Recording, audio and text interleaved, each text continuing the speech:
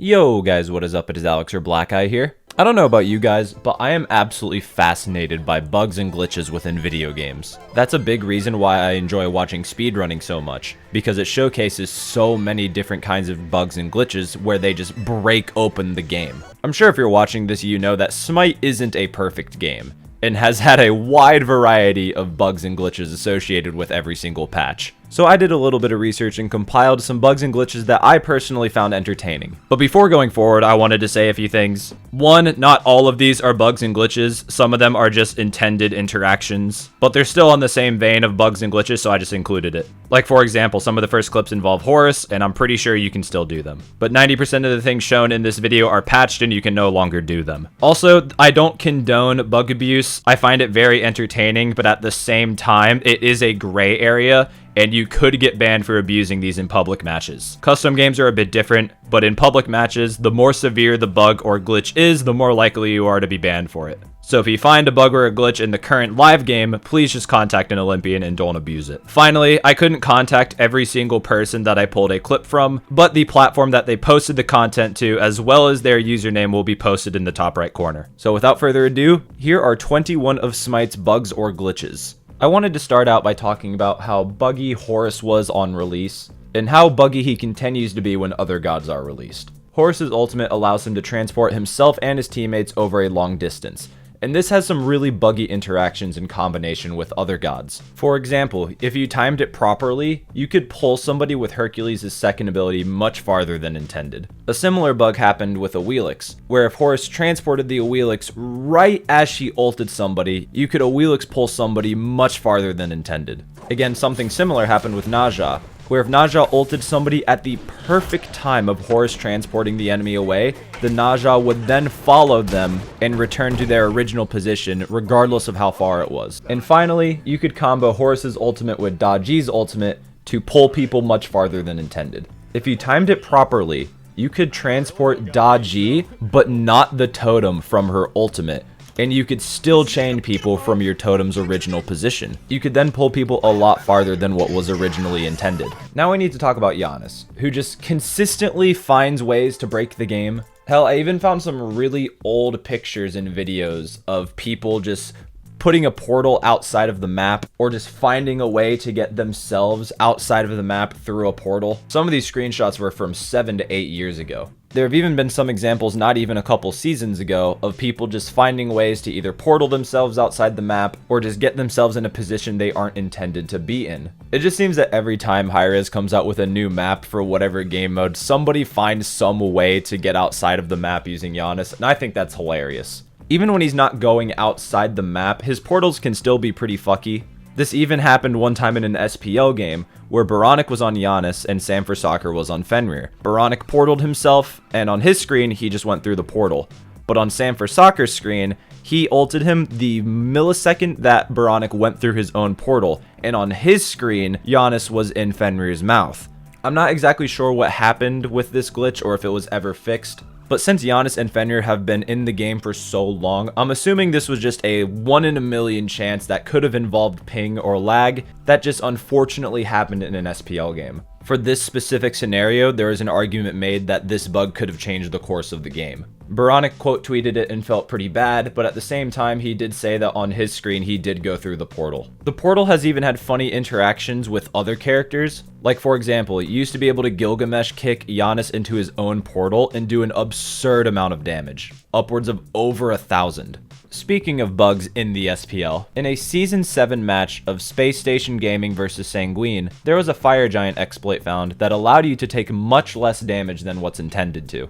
You don't really get a good view of it while watching the match because the camera's not on them, but you can see the Jingwei has done over half the Fire Giant's HP with relatively full health. This was notable because it pretty much forced Space Station Gaming to push up when they didn't necessarily have to, because Sanguine didn't have to commit as much to a Fire Giant as you normally would. Sanguine was fined for this, and there was a competitive ruling written up. As far as I remember, I'm pretty sure each player was fined $500. Speaking of buggy characters, we can talk about Khepri. Two bugs that I found that I thought were pretty entertaining to research was one involving Chiron ult, where you could essentially insta-kill people with thorns. Chiron would use his ultimate, Khepri would then use his ultimate on Chiron, and whoever dealt the killing blow while Chiron was in his ultimate would pretty much be insta-killed. BMT made a whole video on this that's very entertaining.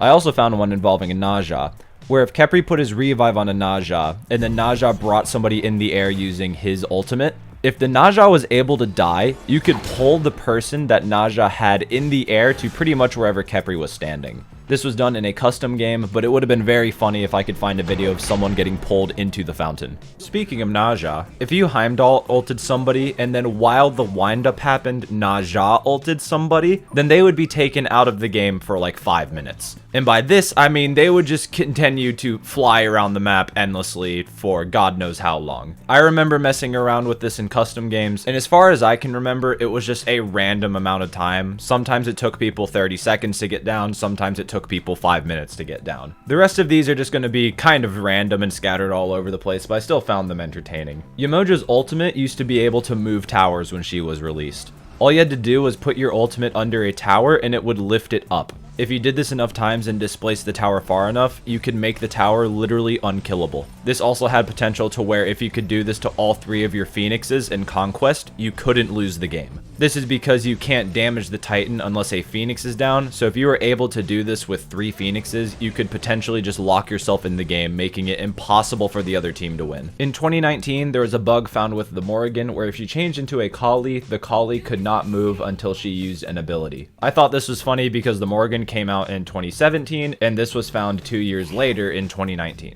I'm assuming there was a patch that caused this interaction because it doesn't make sense that not one Smite player would turn into a Kali and notice this in 2 years. I still thought it was funny though. Sorry for the poor video quality, and I'm not exactly sure what caused this, but I did find a clip of a Yorm taking infinite tick damage until he died. So as you can see, while he's chasing the Tiamat, his health bar just keeps decreasing for literally no reason. There used to be a bug in the game with Tsukiyomi where seemingly randomly after using your second ability, you would be teleported to a completely different part of the map. In this clip, you can see that he teleported from a blue buff to the other side of the map where Atlas was clearing a bat camp.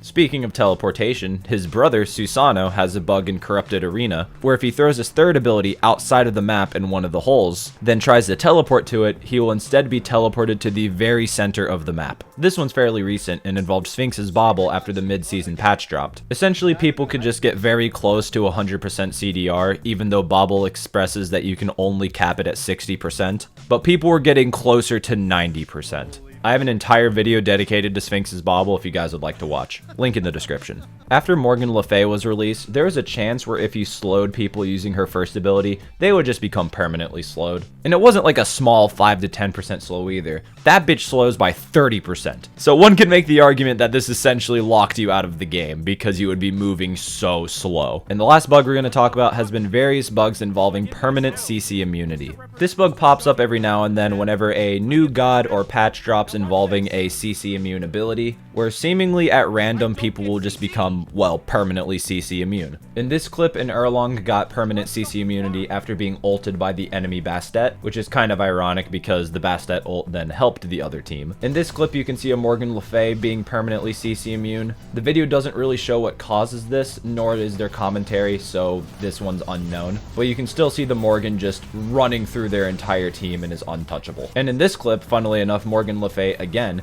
she was revived by Khepri, and then she immediately ulted, but when she was done with her ult, she was still CC immune. I want to end the video by clarifying that this isn't me making a statement about how buggy the game is. Every single game you've ever played will have some bugs or glitches in it. I'm not saying that Smite isn't buggy either. I'm sure we all know damn well how buggy this game can be. That was just simply a compilation of bugs and glitches that I personally found entertaining, and I'm not making a statement trying to say that Smite is or isn't an extremely buggy game. You're going to have to come to your own conclusion based on your own experiences. But once again, thank you for watching, and I'll see you in the next video.